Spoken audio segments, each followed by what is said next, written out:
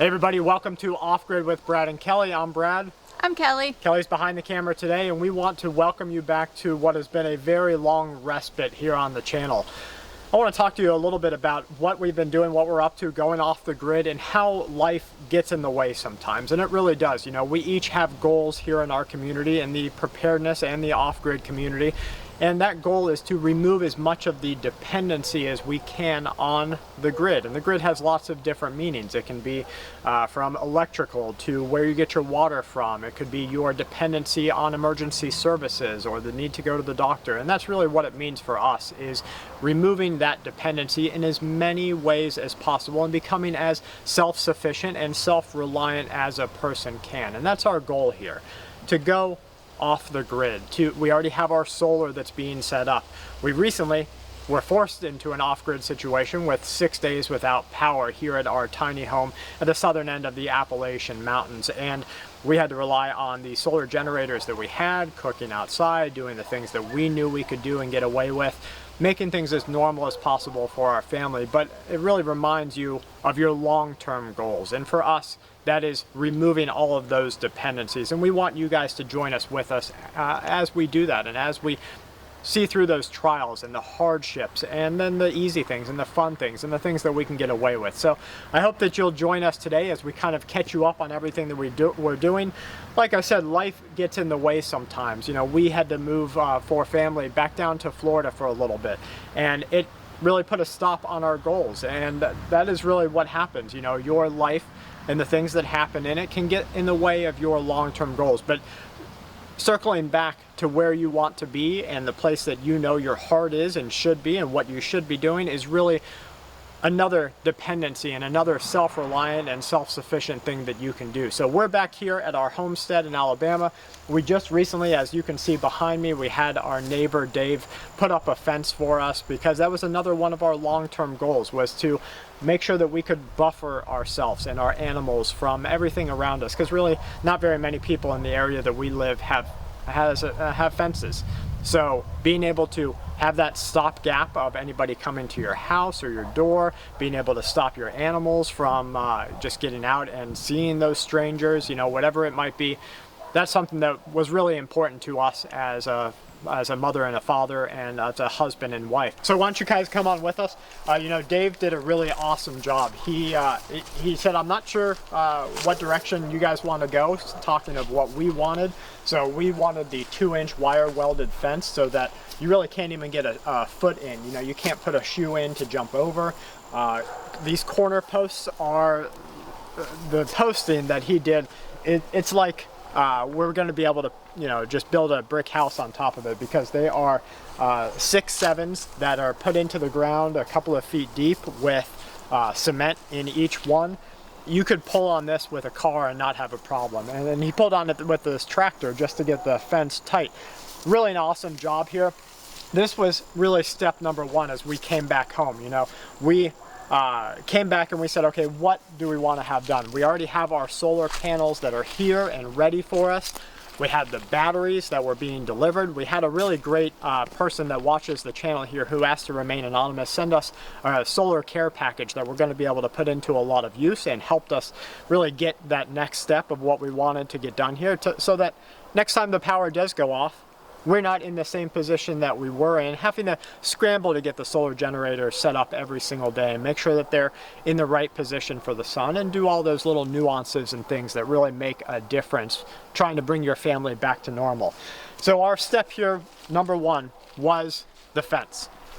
Now that we have the fence up, we have that barrier, that stopgap that we can say, okay, well, if a stranger, if delivery people come up, they're not coming up and knocking on your door, because as you know, we're living in a very different climate than we were the last time that we made a video for you here on the channel. You have a international biological threat, and depending on your views on that, it doesn't really matter if you're old and vulnerable, young and old. You're really rolling some dice to see whether you get a bad outcome.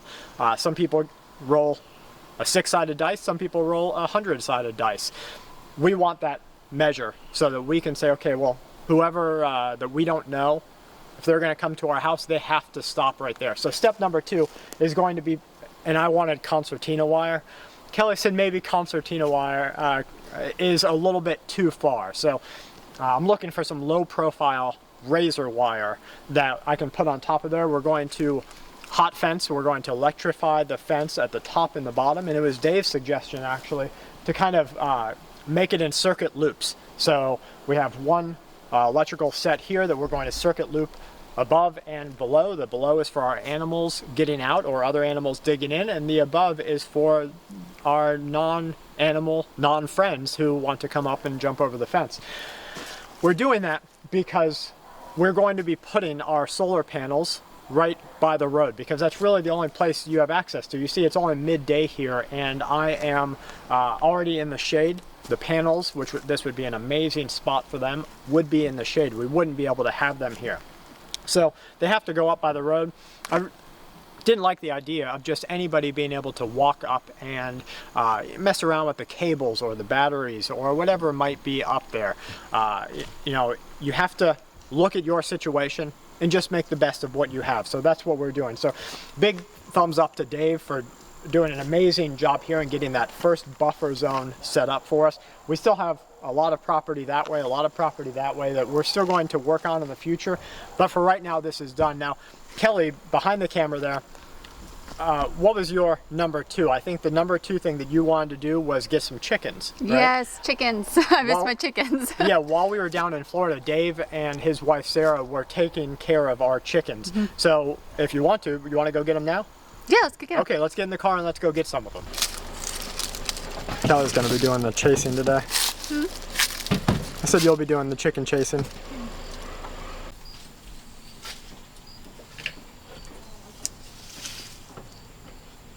Oh, I should probably have the lid, because then I can close it as I... Yep.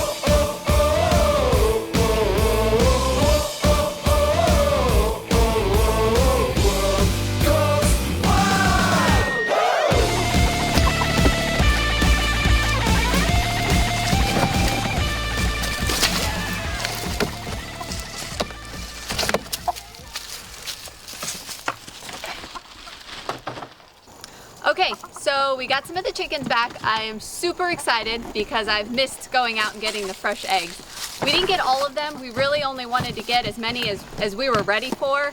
The next step is we're going to have to put some hay down. We have to put a tarp over the top so that they are protected more from the elements. And we have a whole nother cage that we need to complete and get ready because we have more that we need to go get. And you know, that's really, you know, a lot of people think that you have to get those super expensive coops. You have to spend $2,000. You have to get all the accoutrements and all the things that are necessary for it. And it really, I want everyone to look at the rest of the world. Look at the other countries and how they're keeping their chickens. A lot of places have their chickens just out in the middle of really nothing. Yeah. Chickens are just wild animals. As long as they have access to shelter, access to food, access to water, you keep them in a safe environment, they're going to thrive and they're going to do exactly what they're meant to do, and that's give us the food that we need from them the companionship that we need from them, and allow us to, again, remove that second part of dependency that we have from going to the store to get chicken eggs. So next on our list is what? Set up the solar? Set up the solar. Let's take a look at the batteries that we got. Okay, so here's our batteries. They arrived last night. We have a total of 8 batteries that have 200 amp hours. The batteries are 12 volts off the start. We're going to put them into a 24 volt system. So 8 times 200, we have 1600 amp hours. It's a start. It's definitely where we want to be. You know, we reached out to the company and we were able to get some basically refurbs or discounted ones. So it really helped us. You know, we were in a position that we saw the need and the payback, and that's really what's important to us, is how long is it going to take us not putting the things that we currently have tied to the grid on this system to get that money back. And the return on investment was worth it for us. The panels that we have, we're going to have 20 panels, that's 2.5 kilowatts. We're near 5 kilowatts. We're near 5 kilowatts. The return on investment was pretty quick for us. It really worked out. So I hope that you guys will enjoy coming with us as we take this next step off the grid, and we go at different steps. You know, some of the things, as you can see, the chickens are in a very low cost, very budget friendly, everybody can do it type of setup. If you're working on solar, you have a couple of different options. You can do golf cart batteries, which you have to source and deal with maintenance there. You could do, we bought used solar panels, and let's take a look at those. So we bought used solar panels. These are, here's the manual to our generator. I need to put it away. These were the used ones that we bought off of eBay. They were in a larger system, and you can go find them on eBay very cheap. We paid around 32 cents a watt, I believe. And these are the ones we purchased from Dave, which were new off the bat, which are still in great condition. They are going to make the entirety of our system when we marry them all up. We have 20 in total. But again, you know, you look at what you have. Very low cost options. A dog cage chicken coop that you have put in with chicken wire and a tarp over the top, and you've cut out some Rubbermaid totes to make their houses there. Then you have your used solar panels, and you have to say, okay, well, where can I cut that economy on, and where can't I? And for us, it was really the batteries. Even though they are coming in a condition that gave us a great discount, we feel that that is worth it. That was worth us being able to get to that next step and take our tiny house, which we are absolutely in love with. Dave actually put, you know, we had a real tiny home, and then Dave added this studio that I used to use as a studio onto the tiny home. Can't wait to show you guys the inside. I think you're going to really enjoy the space-saving things that we have done with it and how we make it work for our family. But it was important for us to make sure the kids had a room of their own with a loft of their own. So guys, I really want to thank you for being here with us. I hope that you'll keep on watching our adventure going completely off the grid, and I hope that you will keep pursuing your goals even when life gets in the way. So from Kelley and I to you and yours, please, as always, stay safe.